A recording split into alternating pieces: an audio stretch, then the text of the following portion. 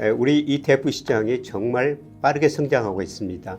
ETF가 보면 그 시대의 흐름을 반영하는 것 같거든요. 네. 우선 저 반도체 ETF, 작년에 너무 좋았는데 올해도 계속 가지고 가야 될까요? 얼마 전에 또 TSMC 또 실적 발표 있었잖아요. 2025년 4분기 실적도 실적이지만 올해만 이제 50조 넘는 돈을 쏟아붓는다고 하지 않습니까? 반도체는 물론이고 이제 빅테크들은 좀 계속 관심을 가져보시면 좋지 않을까.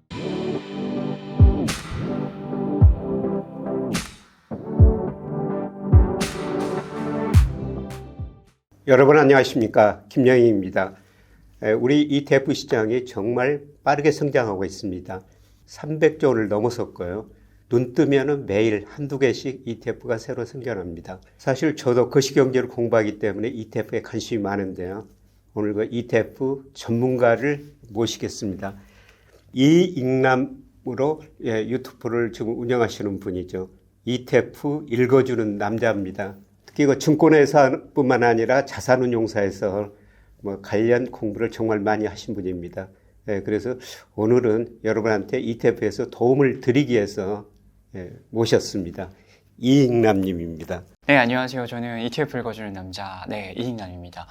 먼저 교수님 채널에 초대해 주셔서 너무 감사드리고요. 또 구독자분들에게 직접 인사드리게 돼서 너무 영광입니다. 저는 방금 소개해 주신 것처럼 증권사랑 자산운용사에 한 13년 정도 재직을 하다가 작년에 회사를 그만두고 지금 이제 유튜브를 좀 집중해서 하고 있습니다. 본인뿐만 아니라 남을 이롭게 하는 의미에서 저 이익남 아주 좋은 것 같습니다. 네, 감사합니다.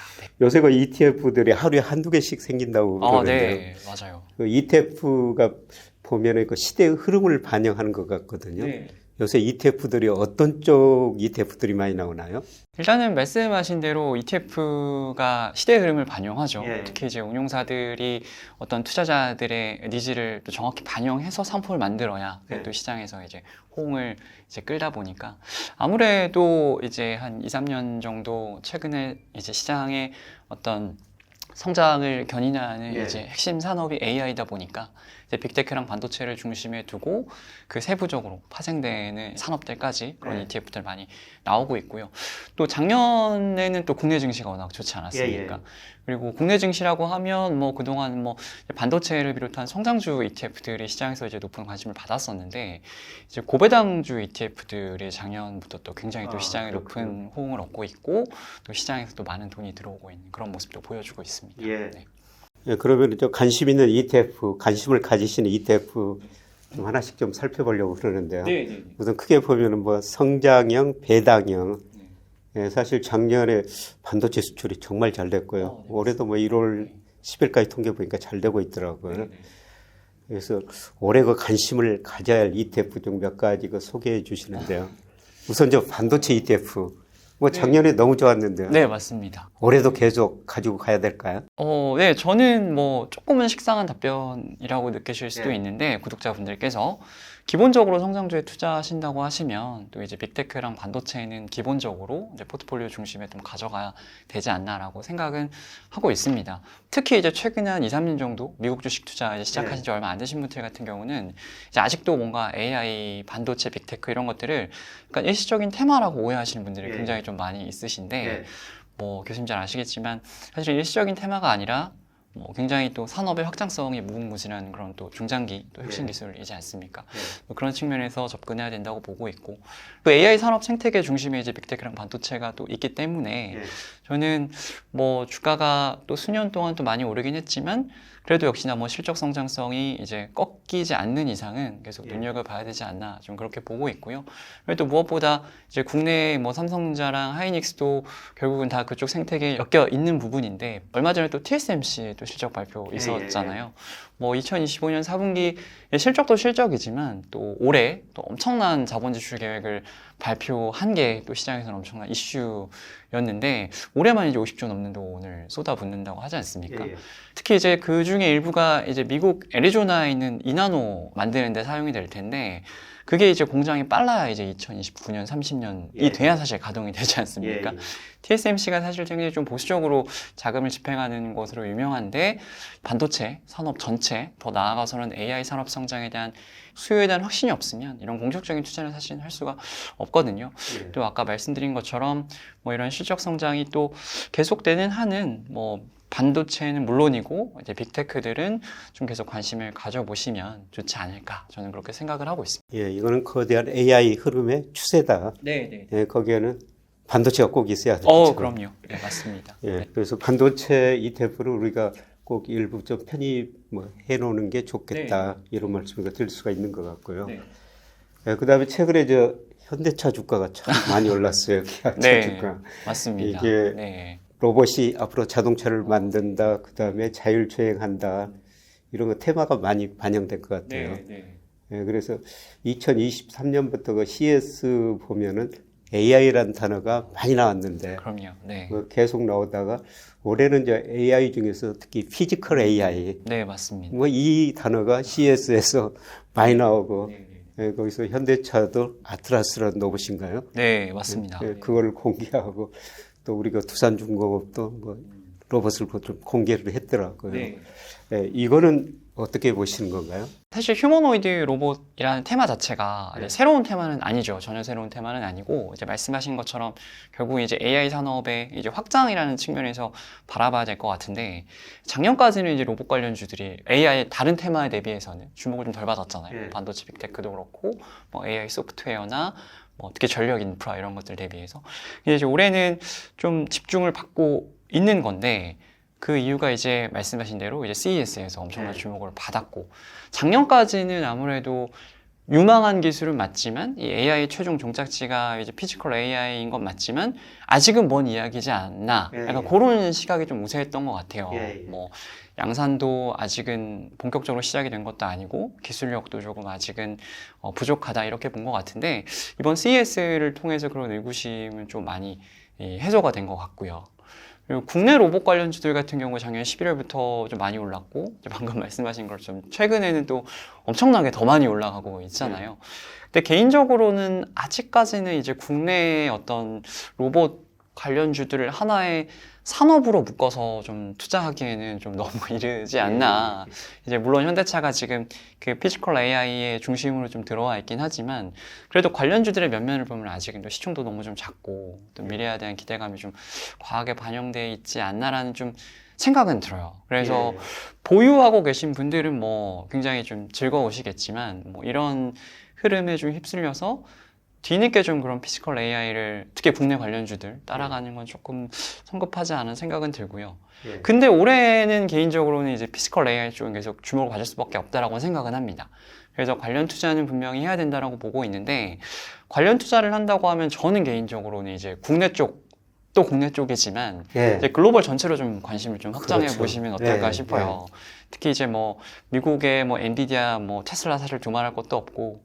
뭐 일본이야 뭐 전통적인 또 로봇 강국 아니겠습니까? 또 중국 쪽도 사실은 이 휴머노이드 로봇에서는 굉장히 좀 앞서 나가고 있는 그런 모습들이 있기 때문에 뭐 국내 쪽도 좋지만 이제 글로벌 전체로 좀 확장해서 접근하시면 어떨까? 저는 개인적으로 좀 그런 생각을 좀 하고 있습니다.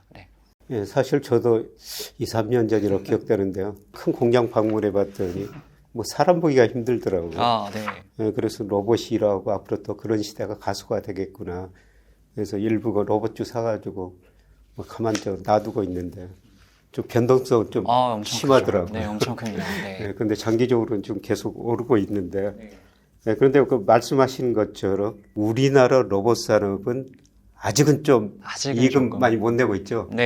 그래서 일본, 중국, 미국 휴머노이드 로봇 이런 게 결합된 ETF들이 많이 나와 있는 건가요? 네, 맞습니다.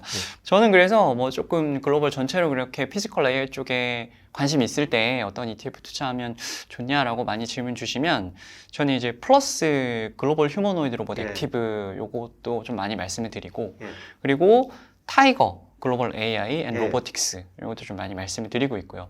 그리고 뭐 중국 투자에 대해서 크게 이제 거부감이 없으신 분들은 이제 타이거 차이나 휴머노이드 로봇 이것도 조금 보시면 좋지 않나라고 좀 이렇게 말씀드리고 있습니다. 요새 뭐 많은 사람들을 만나보면 그 로보라기로 청소기 저희 집 좋습니다. 그거 좋다고 엄청 많이 좋습니다. 추천하더라고요. 네. 이번에 CES 보니까 이 계단을 올라가는 로보라기 이렇게 개발했다 이런 것도 나오는데 네. 로봇 산업은 전 세계적으로 여러 회사들이 결합된 두 가지 ETF 말씀드렸습니다만 그런 것에 관심을 가지시는 게 좀 좋을 것 같습니다. 그리고 돈이 요새 지구를 떠나가지고 또 우주로 가고 있어요. 네, 맞습니다.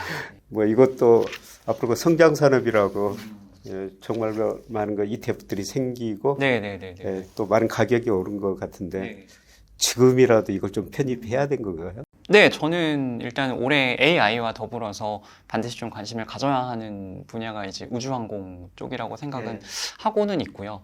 이제 우주항공 테마가 지금 난리가 난 이유는 다들 아시겠지만 스페이스X 때문이잖아요. 올해 하반기 이제 상장이 유력하다고 좀 알려져 있는데 주식시장 역사를 돌아봤을 때 어떤 종목이 아무리 대여급이라고 하더라도 상장한다고 해서 이렇게 상장 전에 이렇게 관련주들이 요동치는 건 거의 처음인 것 같아요. 특히 이제 뭐 주식을 투자한다고 해서 모든 테마에 관심을 가질 필요는 저는 없다고 보거든요. 특히 이제 또 구독자분들 같은 경우는 또 이미 은퇴를 하셨거나 은퇴를 준비하신 분들이 많으시잖아요.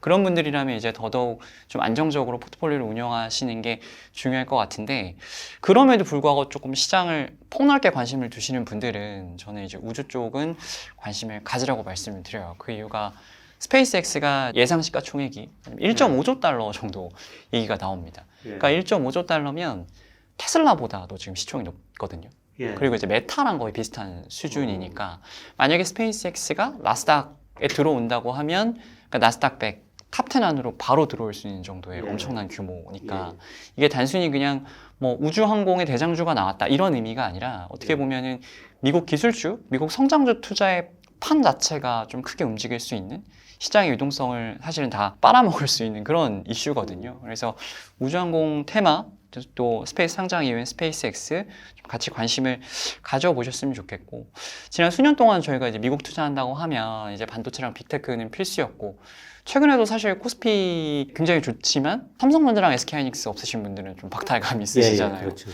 올해 만약에 미국 투자하시고 또 성장주 투자하신다면 포트에 만약에 우주항공이 없다, 스페이스X가 없다 이러면 아마 포모를 느끼는 순간이 일시적으로는 또 오지 않을까 저는 그렇게 보고 있어서 좀 부분적으로는 관심 분명히 가지셨으면 좋겠고 글로벌 주식시장에서 아직도 사실은 우주항공 이런 쪽은 하나의 좀 편협한 테마처럼 여겨지잖아요. 근데 만약에 2026년에 스페이스X가 시장에 들어오면 하나의 좀 산업으로 또 인정받는 좀 원년이 되지 않을까 좀 이렇게 좀 생각을 해보고 있습니다. 그래서 성장형 ETF 몇 가지 말씀드렸는데요. AI 관련한 반도체, 그 다음에 로봇, 그 다음에 우주산업, 뭐 이런 것들 말씀드렸는데, 그 외에 또 성장형 펀드에 대해서 조금 말씀해 주신. 뭐 일단은 지금 말씀드린 게 AI, 휴머노이드 로봇, 우주 이런 쪽에만 좀 국한이 돼 있었는데, 뭐 하나 더 꼽자면 저는 개인적으로는 방산도 좀 좋게 봐도 된다고 보여져요. 미국의 어떤 이제 기본적인 국가 운영 방침이라고 해야 하나요? 그런 전략이 완전히 이제 바뀌었죠. 그동안 이제 세계 경찰을 자처했었는데 이제는 철저히 자국의 이익에 의해서만 움직이다 보니까 결국은 이제 유럽이나 이런 나라들의 재무장 움직임이 다시 좀 가속화되고 있는 그런 모습이잖아요.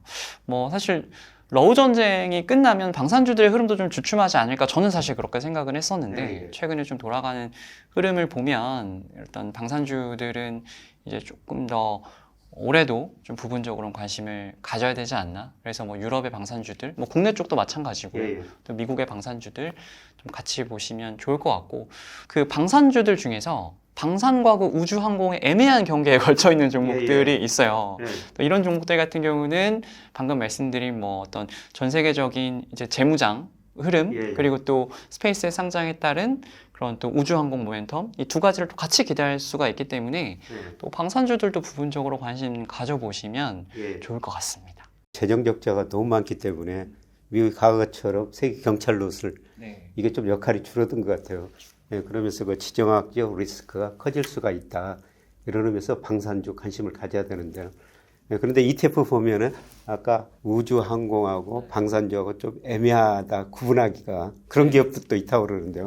그거를 같이 하는 ETF들 네, 뭐 이런 것들이 많이 나와 있죠. 네, 실제로 그래서 뭐 우주항공 ETF도 있지만 우주 N 방산이라는 이름을 달고 있는 ETF들이 또 상당히 많이 있어요.